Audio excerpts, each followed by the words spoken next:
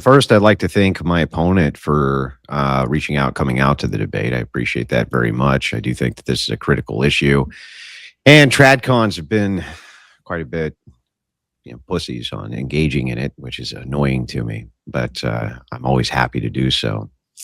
It's an interesting phenomenon when you get two men together who agree on many, many things, but disagree on some core issues. So, kind of the audience is now in a position to see the clash of ideas and make up their own mind. That's what the point is. In this particular case, we're diving into if marriage in the West is good for men. For the Christian ethicist, in this case, me, this is a tough topic to navigate because it's full of nuance and the ideas have to be scrutinized through a lens of non Christians. And you have to do that so that they'll understand where you're coming from. And I need to do it in a way that still supports the Christian view. Many people have trouble with nuance because they take critical thinking about a position as the adoption of the position itself. This is mostly just due to the fact that many people are fucking stupid. And there isn't anything I can do about that, so I don't even try. Instead, I want to meet them where they are and criticize the portions of the ideology I think are incorrect and allow them to do the same. In the case of Mr. Cooper, we will tangle on this core idea. Is marriage worth it or not? That's what it's going to come down to. And to explore Mr. Cooper's view on this, I've taken some time to review a lot of his content. I haven't read his entire book, but I have read many excerpts from it. And so, of course, I'm not going to be able to glean all the insight. I just didn't have time to read it. But here's what I got of his basic view. His view is totally rational, according to both his book and online videos. Essentially, the view is that the risk of marriage is due to the overlapping of the state, and in the view of a contract, this is a really bad deal for men. Because marriage is a contract with the state, and the state is seemingly biased against men, men have a lot to lose when it comes to assets, and their most important asset, which is their children, to rulings which are unfair to the man when it comes to divorces. This is mostly true, and you're not going to get any argument from me on this. Further, he expands that the chances of divorce are very high. He cites 50% in many cases, but it's actually closer to 40, at least for first-time marriages. But in the spirit of good faith, I'm also going to kind of concede that that's pretty damn high. So another point of concession there. The rub comes in when we start to dive into these numbers, as they are actually very deceptive. Let me give you an example of why we have to be cautious on this. An off-cited reference by the Manosphere is that while it's true, men are most of the workplace fatalities which happen in the USA, especially the total, these fatalities are quite low. You'll hear feminists talk about this as well. That's kind of an overlap that they have, at least in totality. But the reason why this is important is because when we break down the fields in which men are actually dying, the majority of them are in construction, logging, and fishing. So if you wanted to mitigate risk when it came to work, for instance, you would probably tell men not to avoid working in jobs which are physically perilous, but to avoid working in specific jobs which are very perilous, because those are where you're going to incur the most amount of risk of death. Which means in order to avoid these risks in the workplace and serious injury, these fields are likely best avoided. And that's how you would do risk mitigation in marriage. It's no different. There are high-risk groups and there's low-risk groups. The Amish, for instance, have an almost zero divorce rate. You heard that right, zero.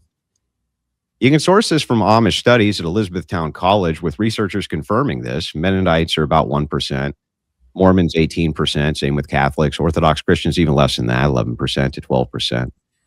Muslims very low as well. Atheists surprisingly have only an 11% chance, but that's because they basically avoid marriage and get married very late in life. Christians in name only, or what are considered nominal Christians, these are people who don't go to church, they don't really do much in the way of religious practices, actually have a much higher percentage rate of getting divorced because of the self-ID. And there basically isn't anything to distinguish them from secularists or agnostics, and that's why those numbers are so high. When broken down by group, it gets even more low the more religious you are, and if you add a prenup to it, the risk becomes almost non-existent for most people. Suddenly, the threat of divorce seems actually quite low, depending on the group you're a part of. While I would suppose you wouldn't want to be part of the 17 or 18% in these groups, telling men that they have an 80 or 90% chance that their marriage will work out shifts the picture entirely. the breakdown is suddenly far less daunting and the risk is now much more manageable as far as these categories go. This nuance is often missed in this conversation, but it should be highlighted. Marriage isn't very risky for people in these groups. It's risky for people who are in the secular groups because those groups map on to the national average almost identically, about 39% to 41%. Giving an example of this, 5 to 10% of people who ever drink alcohol will become alcoholics. That could be argued to be very, very, very high risk, I suppose, but most men look at the risk factor and consider the trade-off acceptable and reasonably low for what they get out of the behavior of socially drinking. So as to the question, is marriage worth it in the West, specifically here in the United States, which is what we're talking about, for many men, yes, and for many men, no. Specifically secular men, it seems to be a big fat no. Their risk is on par with the national average, like I said, and this leads to cohabitation likelihoods, which become much higher, which leads to high risk for abuse for their children, along with other negative outcomes for their family dynamics. And those are the actual facts of the matter. Now, perhaps my opponent and I can agree these are facts, but he still feels the trade-offs aren't worth it, and we can dive into that. But I always view everything as a trade-off. Everything politically is a trade-off. It's always risk versus reward. Somebody's always going to get the shaft. So with that, that's my opening statement. And I would like to dive into these issues when my opponent's ready after his. All right, Rich, you can have 6 minutes or so. Take as much or as little as you'd like. Yeah, I won't need it. No, marriage is not worthwhile for a Western man living in the West. Thank you for attending my TED Talk. Let's get started, boys.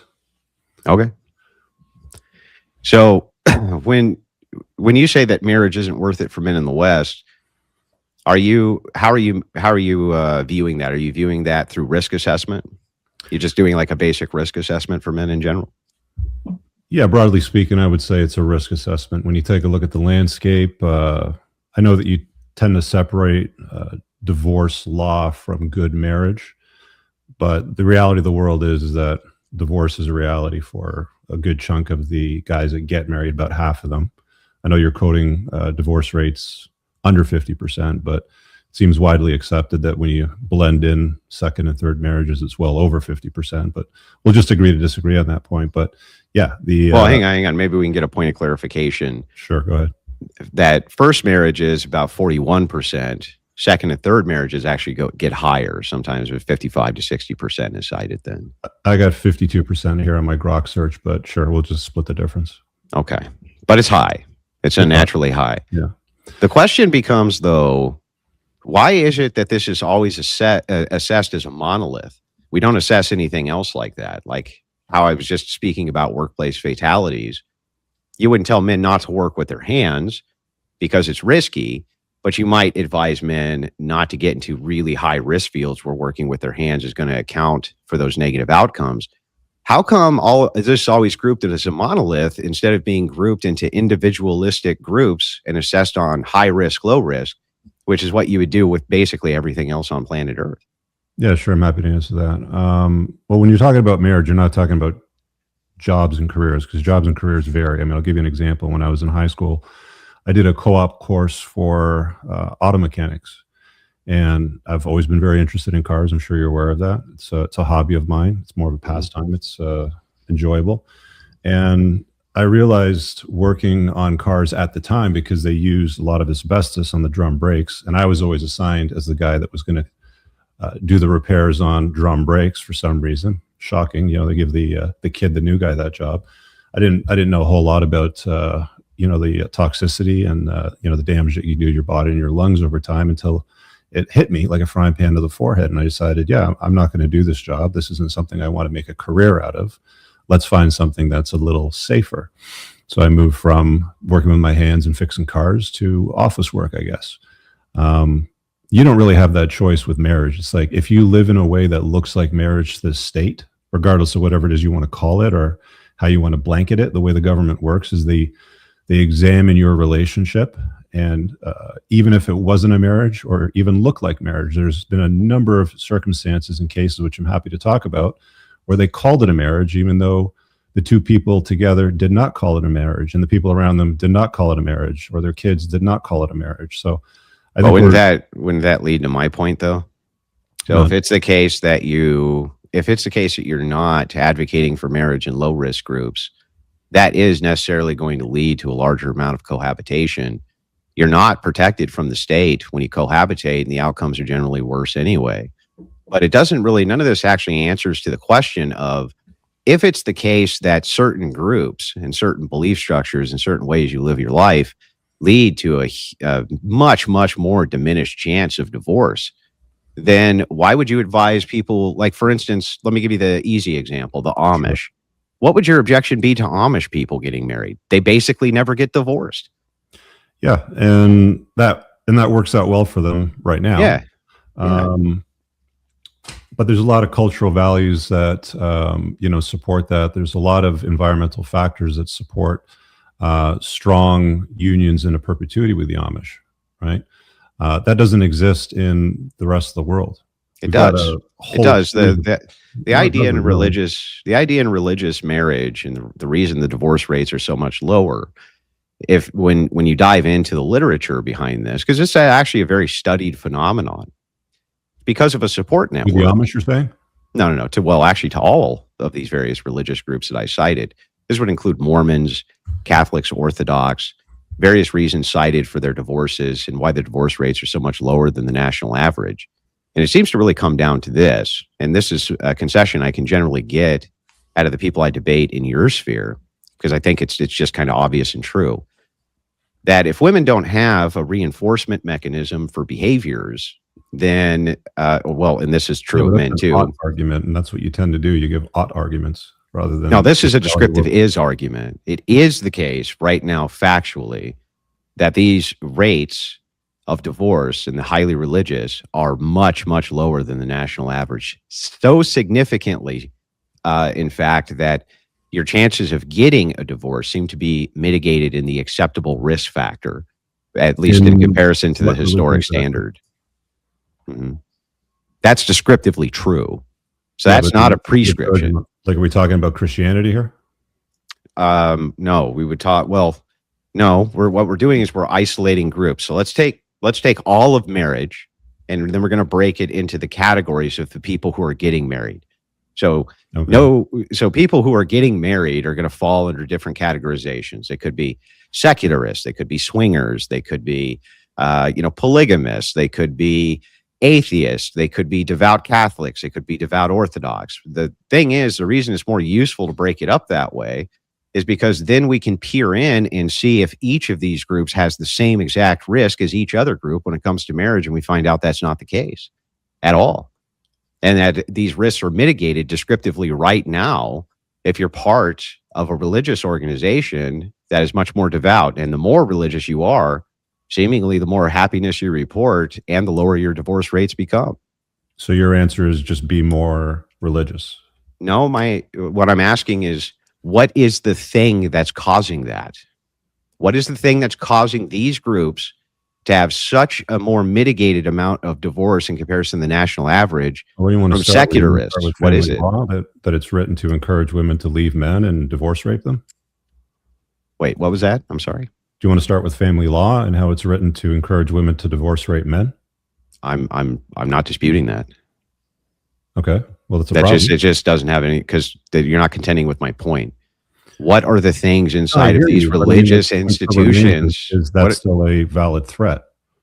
Yeah, but what are the things inside of these religious institutions that is causing this mitigation where the risk is so much lower than the national average from people who are not inside of these religious institutions? Not asking whether or not people should be more religious. Mm-hmm. I'm asking us to make an assessment on what are the factors here that are contributing to them having such a low rate in comparison to the national average. That's the question. Okay, so what's the difference in rates between Christians and non-Christians? Depends on the denomination. But I just went through them broadly.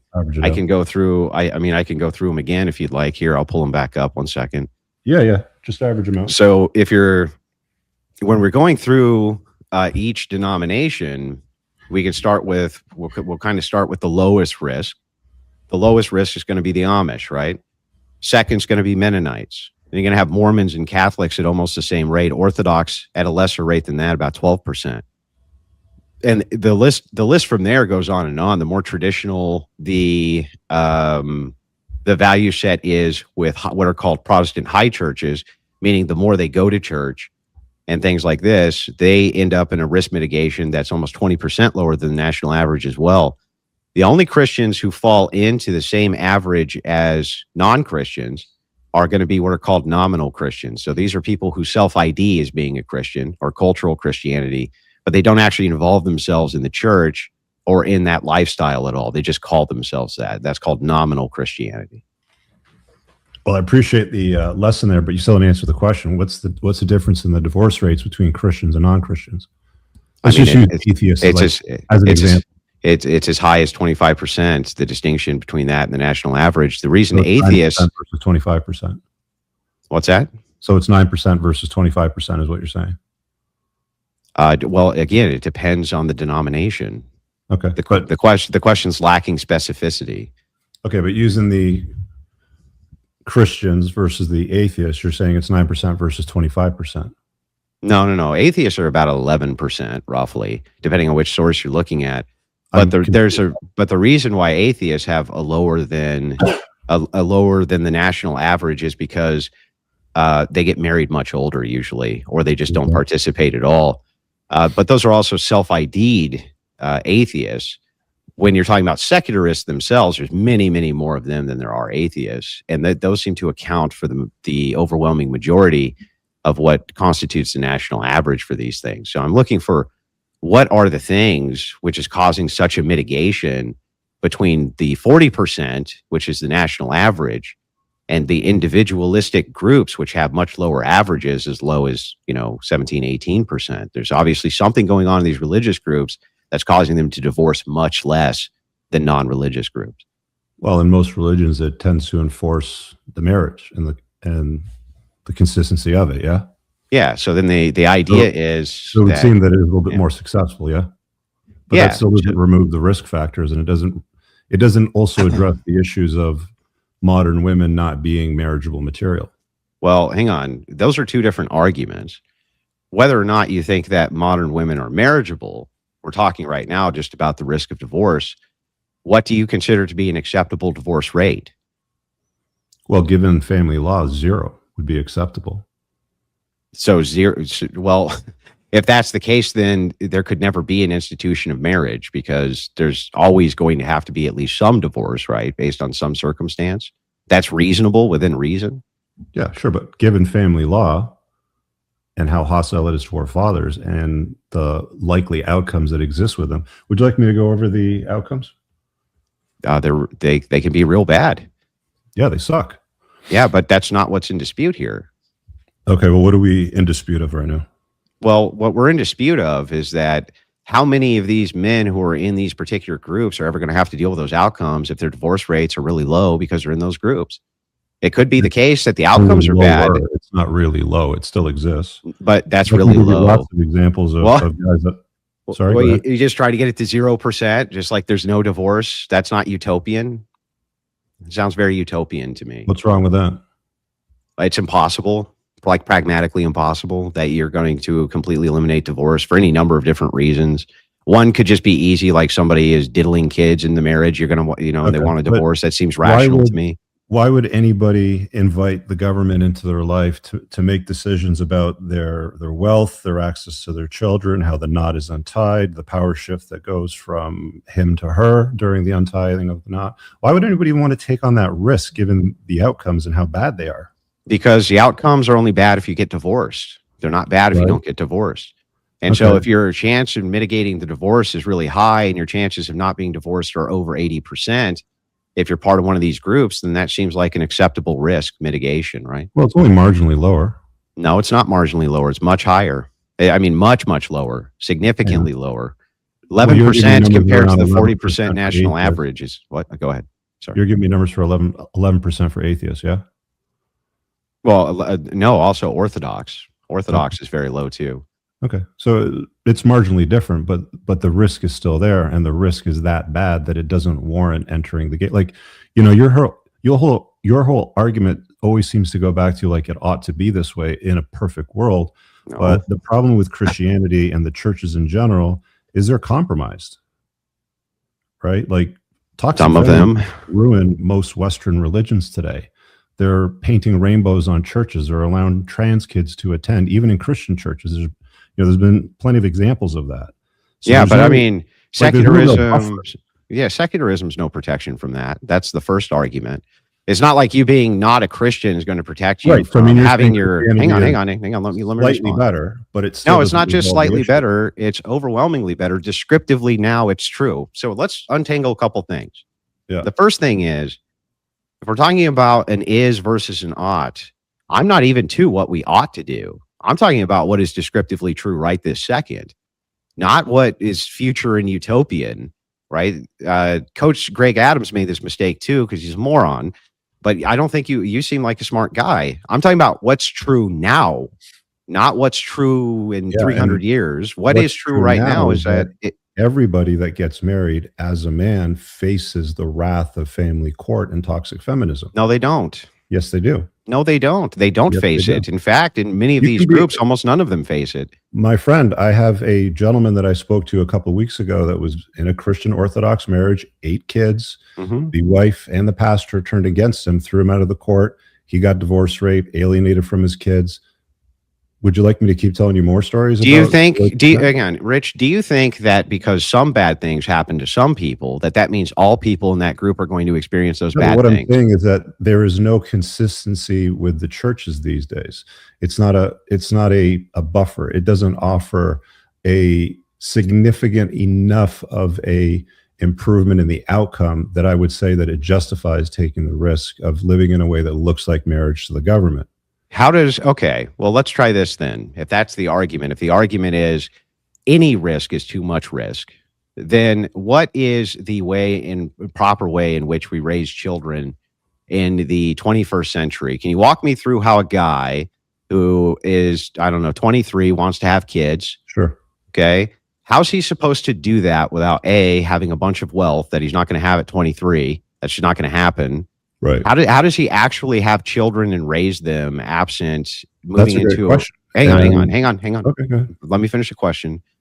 Absent risk mitigation. So what I would say is there's no way to have good outcomes for children absent being in a married home in a general sense. There are sometimes where it can work out, but most times it doesn't. The outcomes for the children are bad. Cohabitation outcomes are almost always universally bad.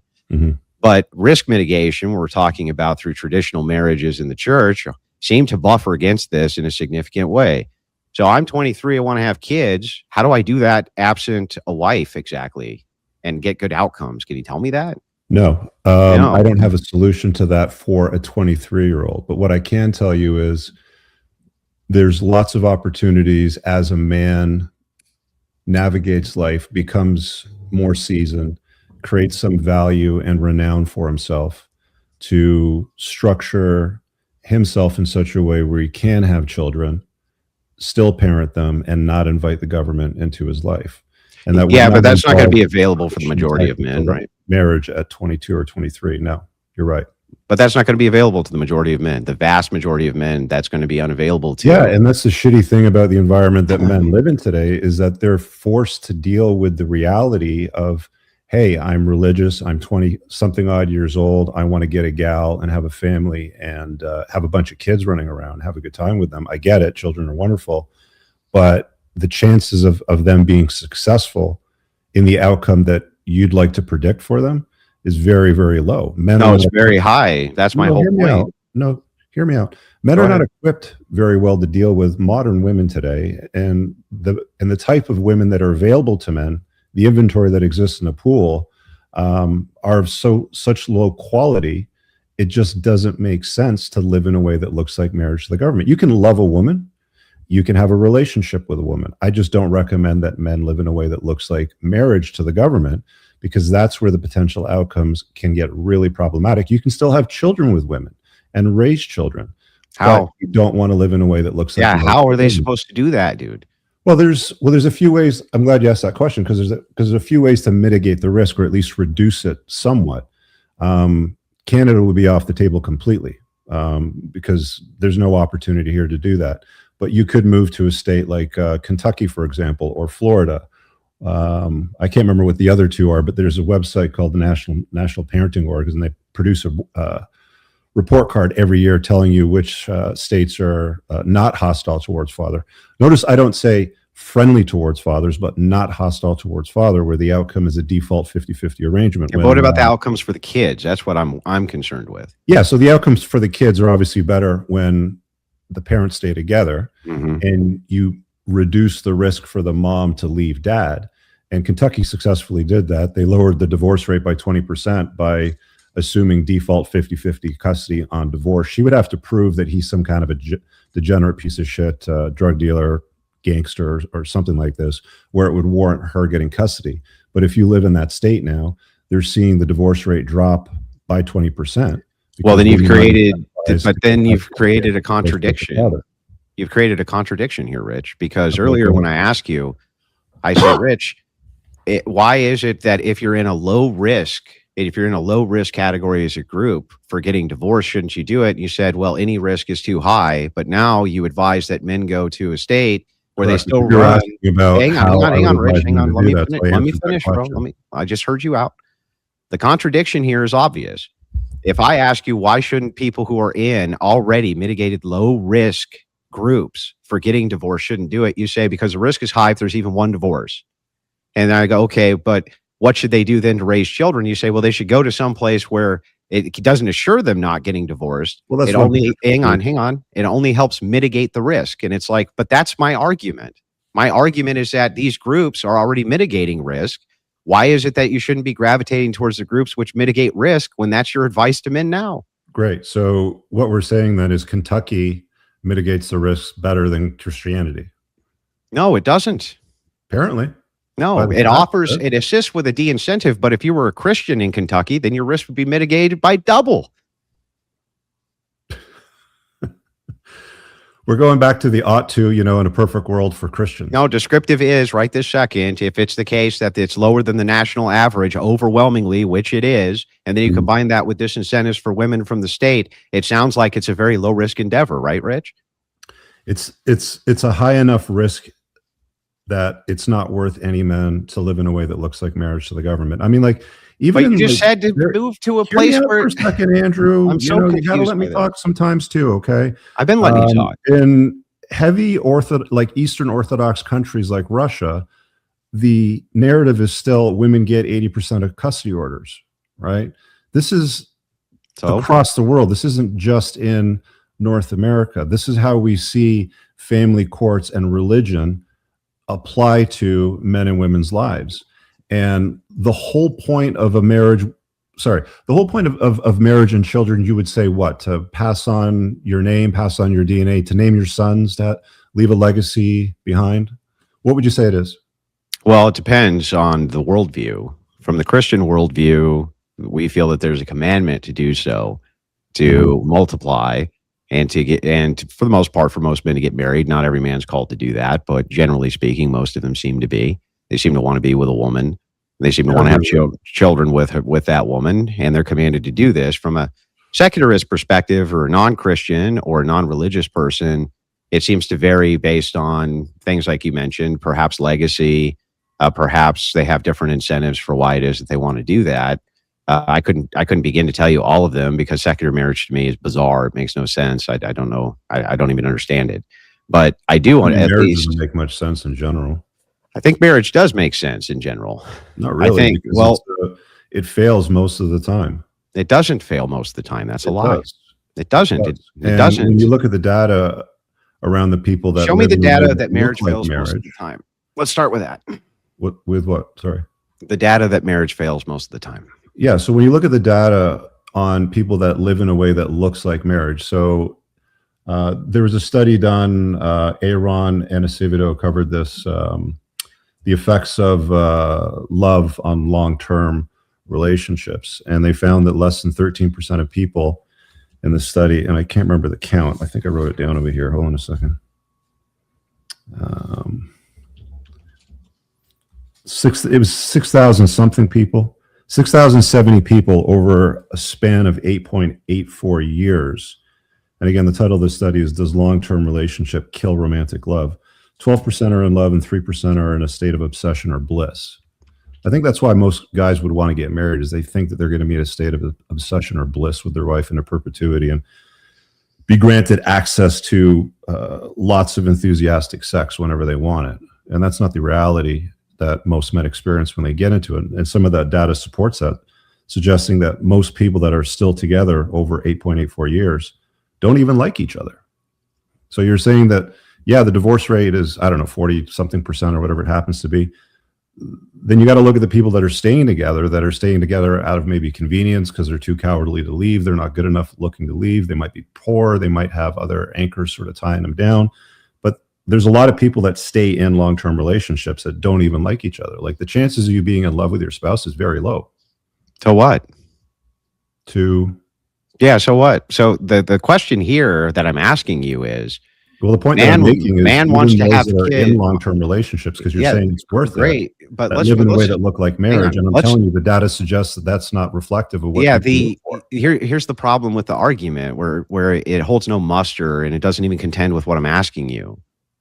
What I'm asking you is, if you want to have kids, you want to have children, and you want good outcomes for the children, what other than marriage, especially from a religious perspective, is going to create better outcomes for the children, Rich? That's the question. Now, you keep defaulting to, what about me, the father? What about me, this guy? Hang on, I get that. Worthwhile for men, so I'm talking about men, right? Like this is the angle. This is the prompt. Yeah, but the thing is like, I'm always trying to bring it back to men. But you see how men want to have kids, sure, and so they want their kids to have good outcomes. And so, how are men going to have their kids have good outcomes? Well, you can have kids and not live in a way that looks like marriage to the government. Yeah. Okay. How?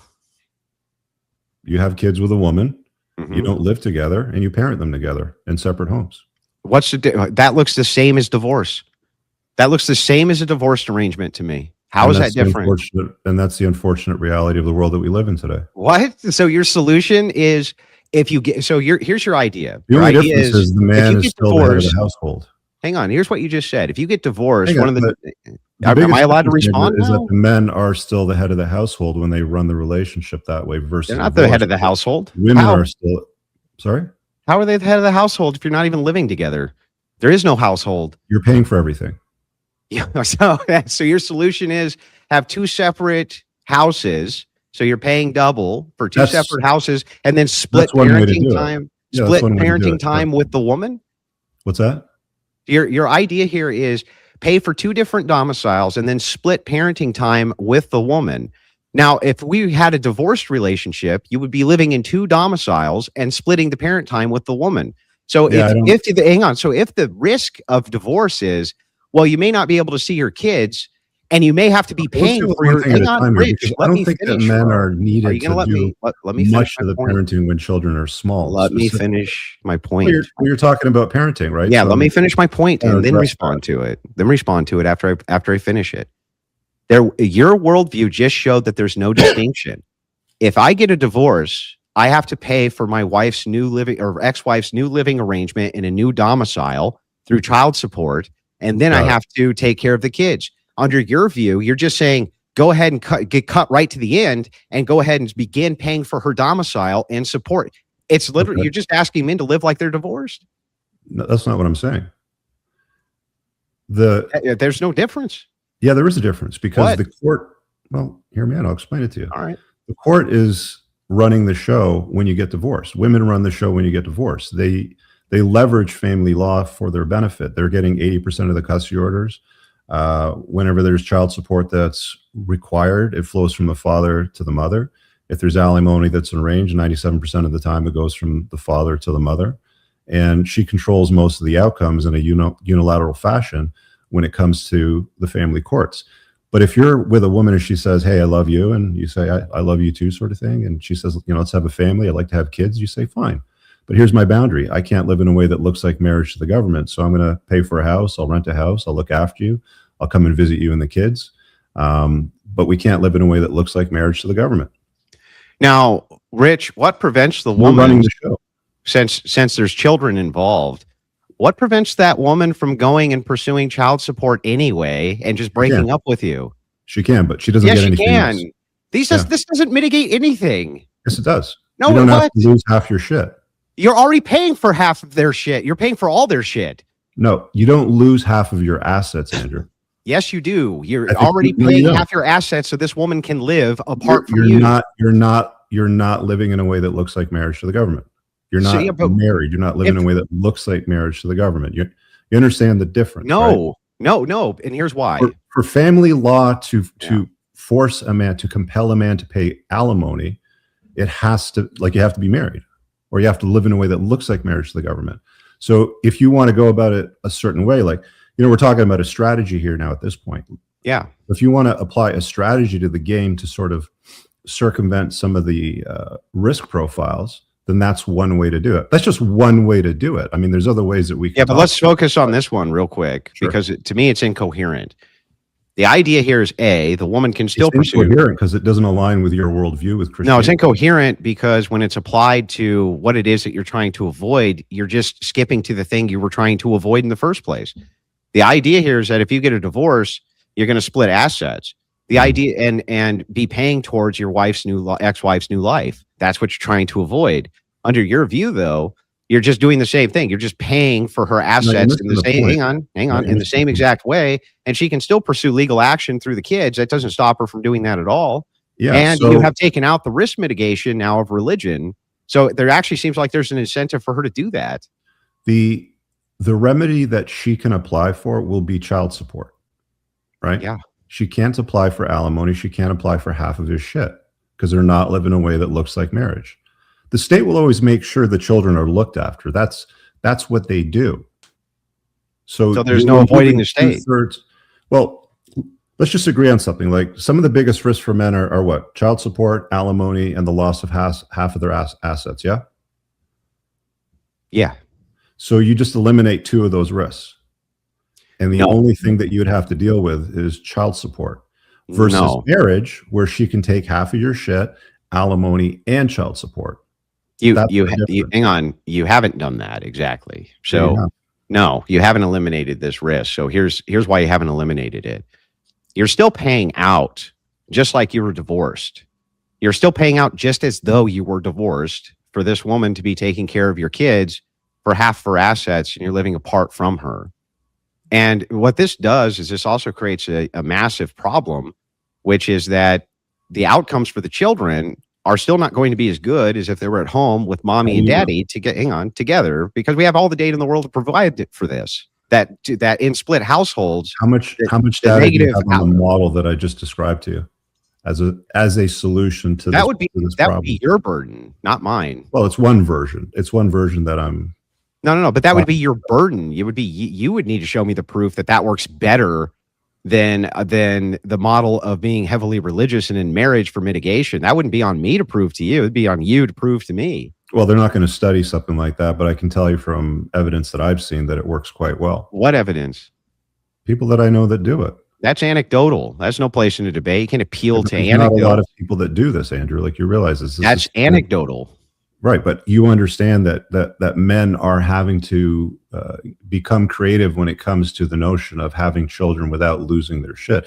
One of the other things you see guys trying to use to solve this problem is surrogacy, which is another bizarre one, right? Then you don't have the mom involved at all.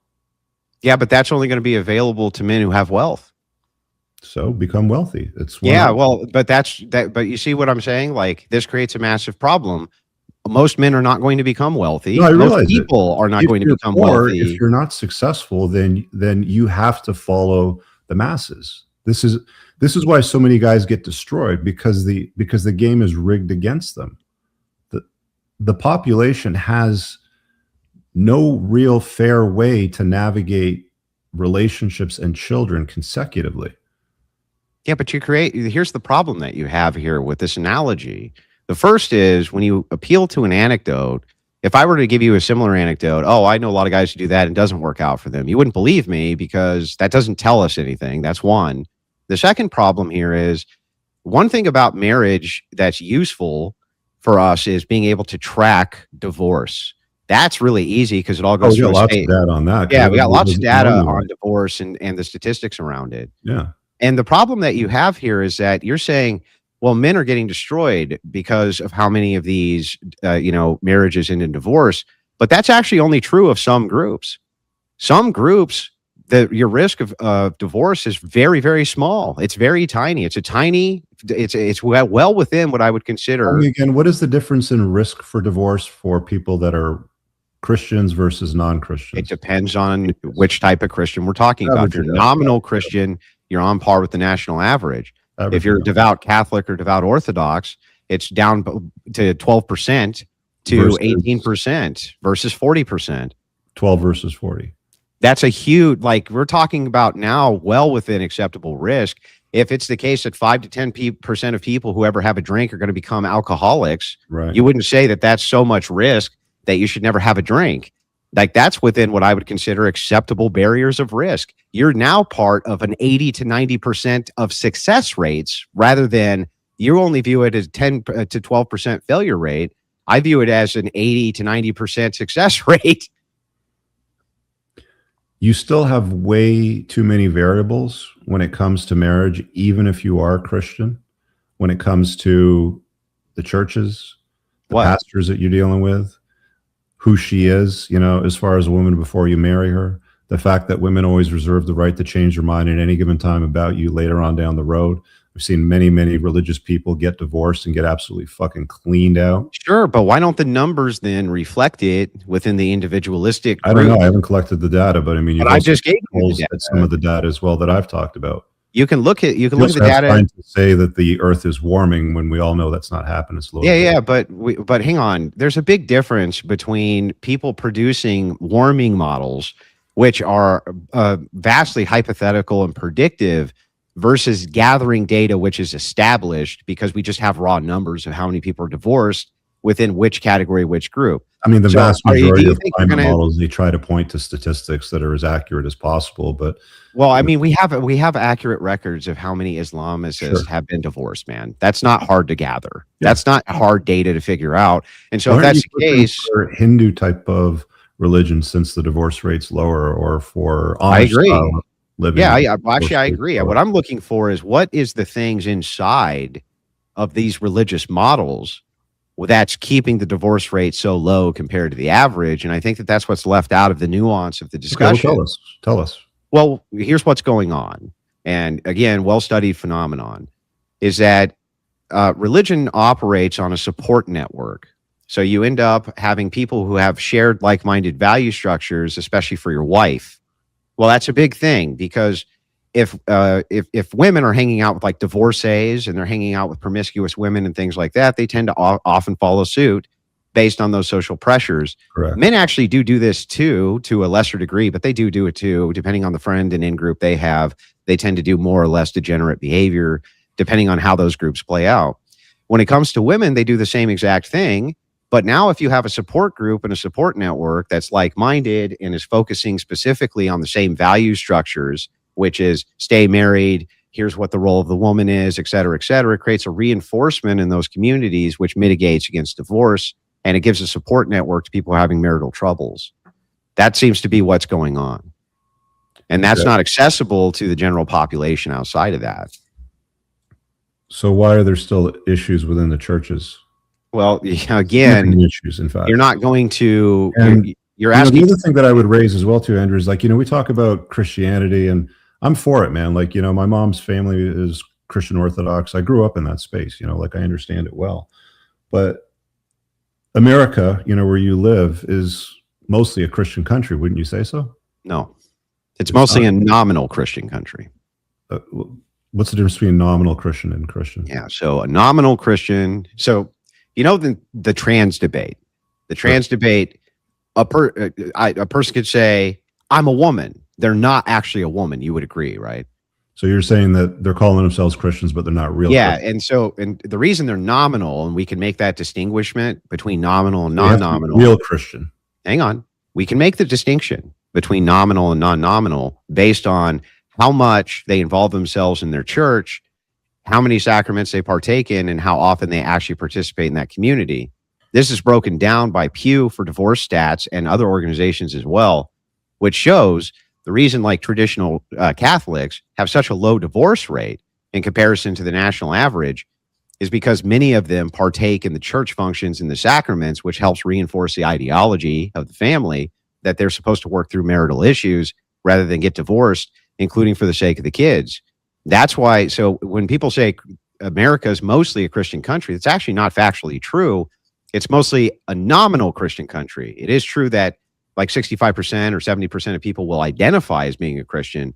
But when you look at their behaviors in society, they act no different than a secularist non-Christian. They don't go to church. They don't participate in sacraments. They don't take their religion very seriously. It's called like cultural Christianity, but nominal Christianity is fine too.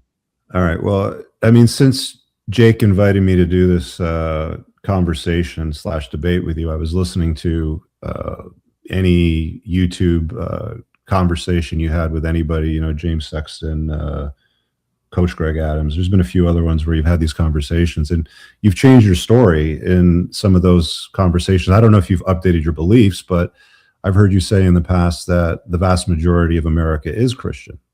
But now you're hang on, saying that they're not nominal Christian. Okay, so this is new. So now this is a new model. You're saying, well, it's not a new model. What we're doing. So, well, I mean, there's recordings out there of you. When we're talking about specificity, and by the way, I reserve the right to update my worldview based on new information at all times. Right.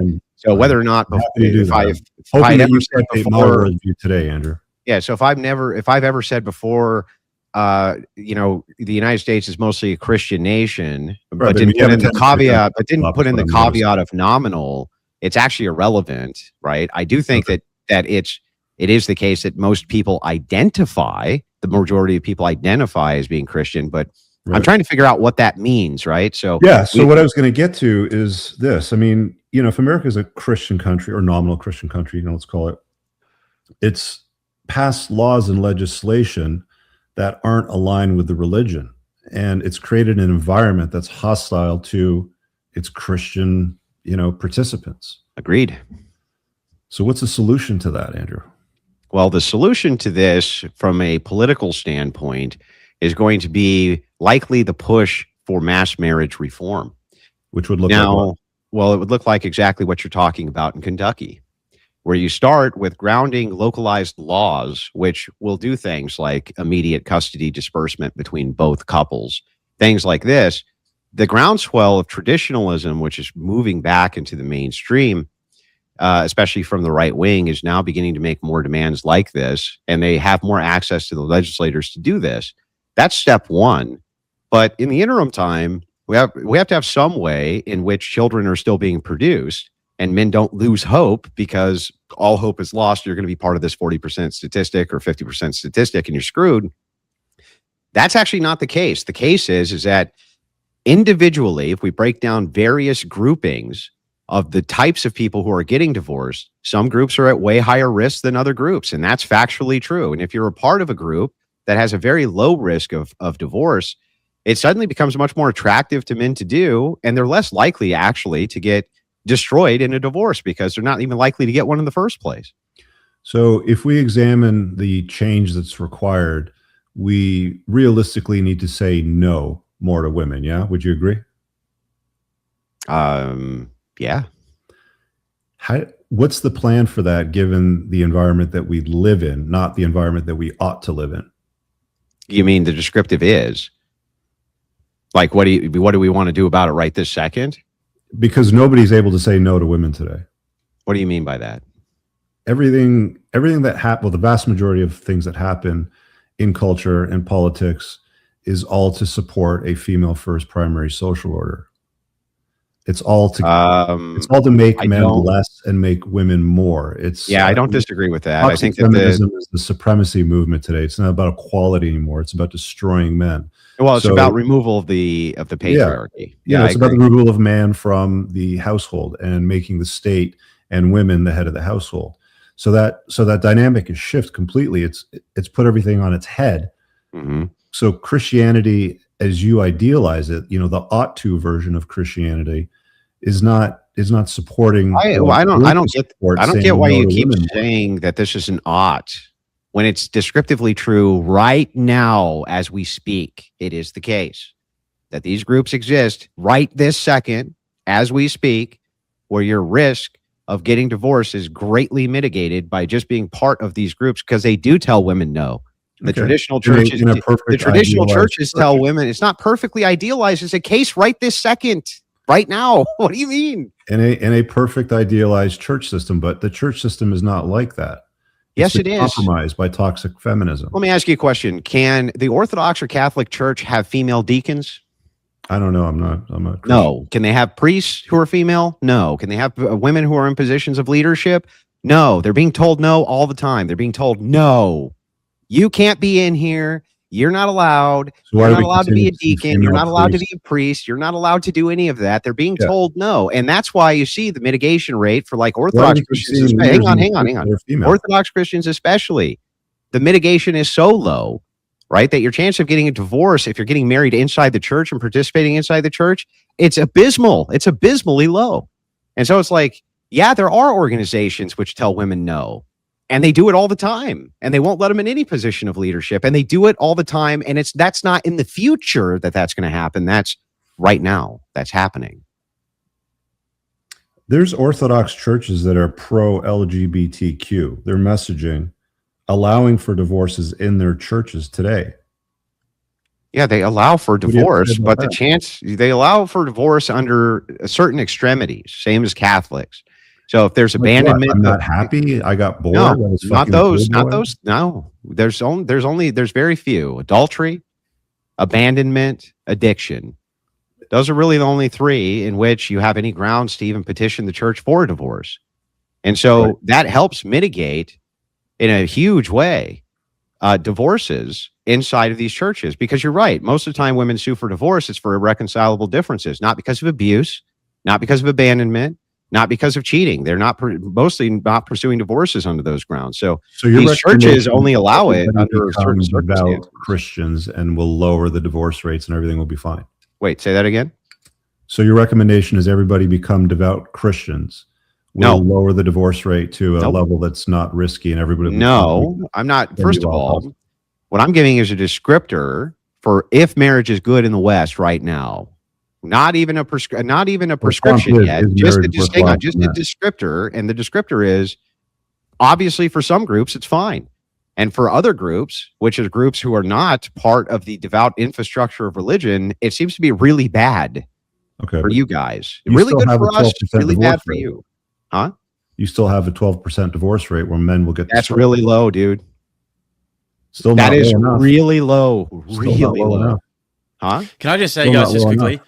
I think that you're kind of talking past each other a little bit in certain ways. So, Andrew, you're coming from the religious aspect. Rich, you're coming from an aspect where your mitigations for these problems rely on you being a little bit more wealthy. So, if you are looking at a guy, for example, who is between 25 and 30, maybe living paycheck to paycheck, doesn't have a deep spiritual life in any way, what do you think is the best thing for that sort of guy to do? You're asking me? Or both of Like you? I the mean, average Joe? yeah, if the average Joe just doesn't have a deep spiritual life, or if the average Joe is living paycheck to paycheck, what do you think is the best for this guy to do? I mean, that's a difficult one because he's got to enter into a conventional marriage, and that's what most of them try to do. They get them destroyed. Sorry, I'm just looking at the data for the devout Christian. Is that what they're called? Devout Christians? No. So it depends. Or the What Orthodox? we'd be looking at denomination and then practice within denomination in order. How to come many up with different stats. denominations are there for Christians? A lot. Like how many? What I would do, maybe the easiest way to parse it out, would be to look at Catholics, Orthodox, and then Protestants. There's going to be the kind of major, but it does get into things like Christian Lutheranism. Orthodox, Catholic Orthodox. Yeah, and you're gonna have massive distinctions in divorce rates between those who practice more and those who practice less.